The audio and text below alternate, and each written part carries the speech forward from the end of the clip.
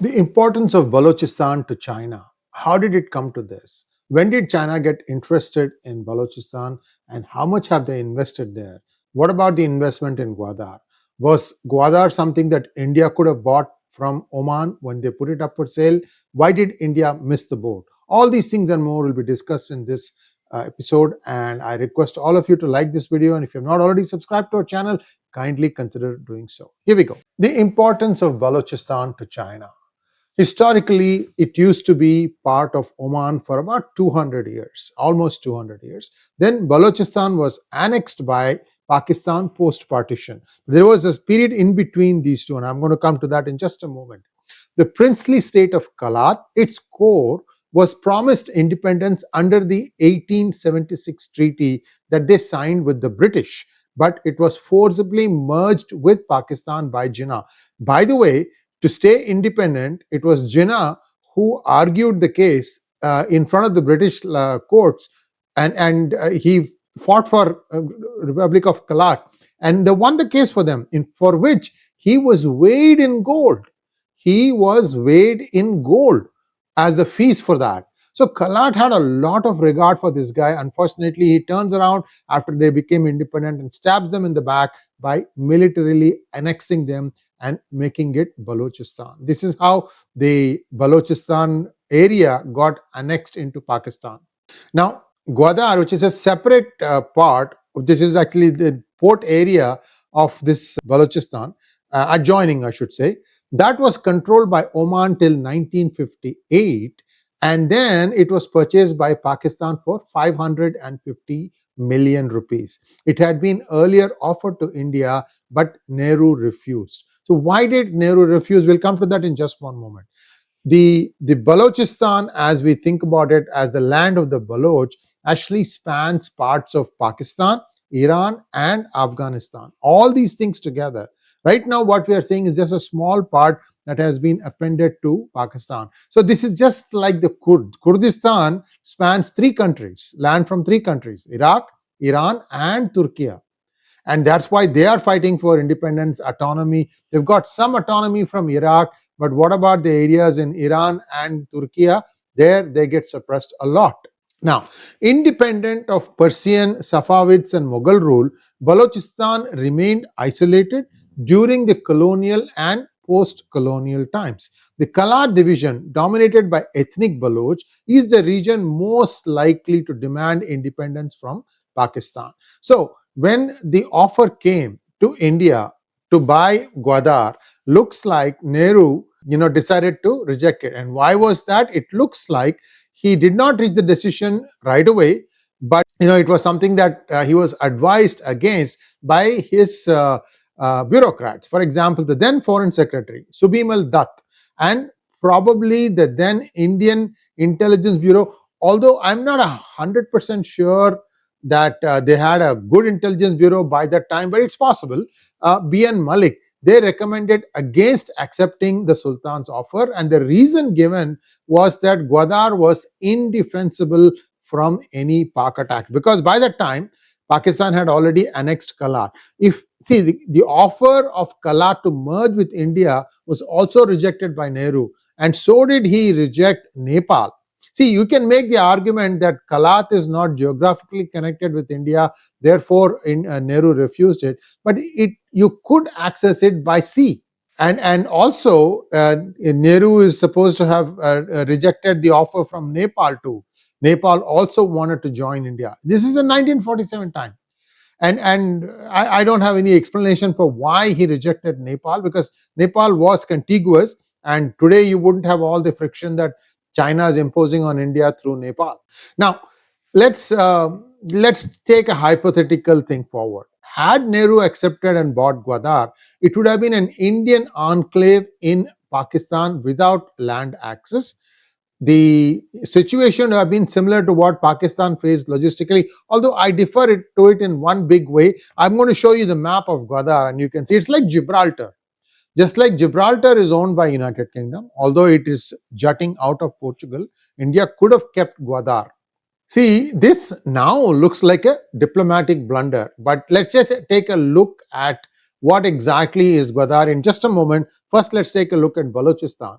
Where does Balochistan start and where does it end? It starts from the Strait of Hormuz in the west to Dera Ghazi Khan in the northeast, bordering Iran and Afghanistan with 770 kilometers of Arabian Sea coastline. The Chinese have built a road already there. I'll tell you about that in just a moment. It constitutes approximately 44% of Pakistan territory today. Northern Baloch includes pro-Pakistan ethnic groups like Pashtuns, Hazaras, Uzbeks and Tajiks, unlike the Baloch-dominated south. So the northern part of Balochistan has a few other tribes other than the Baloch. It's a strategic borderland sharing borders with volatile regions, serving as both as a transit corridor and as a security buffer. So this is the modern day Balochistan. But if it were to get formed, you can see here that it has parts of Iran and Afghanistan also. This is the geopolitical significance of Balochistan, and it would have access to sea. Now, what is the interest of China in Balochistan? If you look at the right side, that is the map of the CPEC, China-Pakistan Economic Corridor. And if you see there are two ways that China has planned on reaching the port, that is Gwadar. So they want to make Gwadar the main port for all the supply movement from Hormuz Strait, or if you want to think about oil producing countries, into China, and they want to use only Gwadar. And these, if you look at it closely, it has links to Kashgar in Xinjiang province. So it's a big ambitious project. And now you look at the top thing there shaded. Gilgit is Pakistan occupied territory, although people are saying that Pakistan may have already sold it to China, but the whole thing is being kept hush-hush, that if it ever comes out that India wants to reoccupy Gilgit, then suddenly China might say, no, we own it, you don't get it, or something of that nature. India is going to face China to, will try to stop you. Just like Pakistan sold Kashgar Valley, which used to be part of Kashmir, to China without taking permission from India. So this is not first time that Pakistan would have done something like this, sleight of hand, if you will. Now let's take a look at how realistic is the CPEC corridor. Well, they brought it into the Gilgit city, but beyond that, where it starts going into the plains, the Chinese have run into a lot of problems. And the importance of Gwadar cannot be understated. It gives a way for China to completely bypass the Malacca Strait, where India, along with Indonesia, can strangle China's movement. And that's why they want to have this thing. So this is the main reason why they wanted to do this. And it's not going to be so easy for them, or they're not going to be dislodged so quickly. Not only is this the first point, the other thing is that Balochistan is rich in natural resources. There is natural gas. In fact, you can see videos where they are actually showing the gas leaking from shale, and then they light it and you can see the thing catch fire. These videos are available in YouTube, and it's got copper, coal and gold. They are saying some other minerals also, all of which are coveted not just by China but also by America. So there are many other things that China would like to do, although it has not yet taken shape. One of them is health and water projects, improving the health of the people, but that hasn't happened, that hasn't seen the light of day. And its loan linked revenues will help Pakistan repay CPEC debts. That's what it is hoping, which means Balochistan will have to stay part of Pakistan. So the idea is that as China starts harvesting these resources, some of the $60 billion debt that Pakistan has run up will be written down. By the way, Pakistan also owes tens of billions of dollars to Iran, and Iran has been threatening them also. Now, I told you, right, the Hazara motorway, the northern leg, enters through Gilgit-Baltistan and traverses Khyber Pakhtunkhwa, Punjab and Sindh and terminates at Dwar. This is the plan. Okay, the plan also included, it is believed, that they wanted to create a 50-kilometer buffer on the highway. That means 25 kilometers best case, 50 kilometers worst case, on each side of the corridor, and they wanted to use Chinese people to populate that. I mean, this is going through the plains of Pakistan. You're talking Islamabad, Rawalpindi. Do you think the people, some of the most fertile areas of Pakistan will be given up by the people? I doubt it, which is why we keep saying that this whole CPEC thing is a myth. Let's go back and take a look at this. I'll show you where I'm talking about. This part, this whole, I hope you can see my remote. You can, this part from here all the way here, this whole thing is completely questionable as to how China will be able to pull it off. If they don't do it and they just lay down the road, then they'll be vulnerable to hits, and that's what China wants to avoid. Now, there could be another argument made that it can come through Quetta and then from there to Gwadar, but that is mountainous territory, and that's where Baloch are, and Baloch really don't like Chinese. In fact, we've had instances where the BLA and others have attacked anybody with Mongoloid features. For example, some Japanese, it's also believed, were attacked because the features, they think that these are all people who are Chinese. So there are all sorts of problems like that. Now, having connected Gilgit city to China, you can see that highway also on YouTube if you take a look at it. There are other problems. How about what happens when people in the plain start complaining? What will China do? It doesn't matter which Pakistani general is in power. They are going to complain. So this is the Gwadar port, and you can see here that much of this is now completely controlled by China. Did Pakistan sell Gwadar port also to China? Pakistan has given or sold airports of Pakistan to China. They've also sold, I believe, railway stations to China, because the money that they owe is huge, and China wanted some collateral, and which means that anybody landing into any airports, that person gets registered probably in a database, then it gets looked at by China. I mean, Chinese are very inquisitive people. So I just want to caution that for those of us who want to visit Pakistan, I mean, be careful that this is a place that you want to tread very, very carefully. But if you look at Gwadar, right, Gwadar, the main portion should be defensible, in my opinion. Anyway, let's take a look at the rest of the stuff. So why are the Baloch attacking Chinese? Well, it's not that they hate the Chinese, they just don't want anybody coming in and putting down roots. They already hate the Pakistanis, and now with China trying to put a footprint, it is believed that China controls Gwadar now, completely controls it. So which makes it difficult for US also to sort of move into Balochistan with the promise of investment and put down roots. I don't see that happening, although people say that Jacobabad, the whole thing there, the nuclear storage site, was in fact having United States air defense system, which got disabled and destroyed by India. So there are debates going back and forth on that. I will have more information a little bit later after I've had discussion with the good generals on really what happened in Jacobabad. Insurgent groups such as the BLA have been known to target Chinese nationals and projects within Balochistan, viewing them as a symbol of the exploitation of Baloch resources. And with their mountainous terrain, they can commit guerrilla warfare all day long. The Jafar Express hijacking and then disgorging the passengers, getting rid of the army personnel there, killing them, and then parking the train underneath a tunnel was something that has been unheard of in the history. So this is something that requires a lot of planning and a lot of chutzpah. So the Baloch have demonstrated that they can indeed make a huge dent on Pakistani army's confidence that they can actually control Balochistan. But what about China? Will China be able to control? I really doubt it. If the locals who kind of speak the language, some of them understand Baloch, if the local army cannot, how does China stand a chance? I think it's a matter of timing. If Baloch can come and hit in Karachi, how can they miss if they decide to turn their attention to Gwadar? It's just a matter of time. Let's wait and see. This is what I think is going to happen. So this is the Baloch that is part of Pakistan.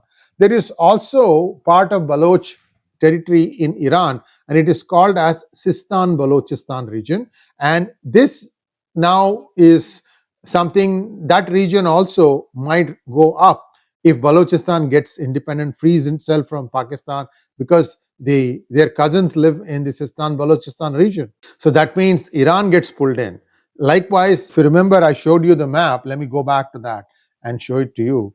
If you look at this map of what constitutes the Baloch area, I'm just going back here, just bear with me. See this one.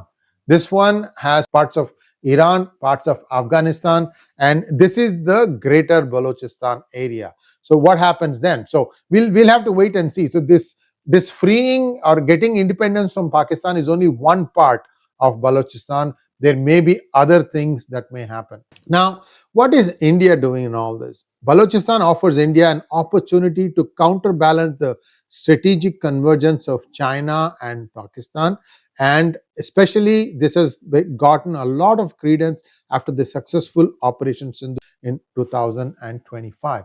Is it the Baloch who are setting all these small tremors underneath the city of Karachi? Who knows? We don't know.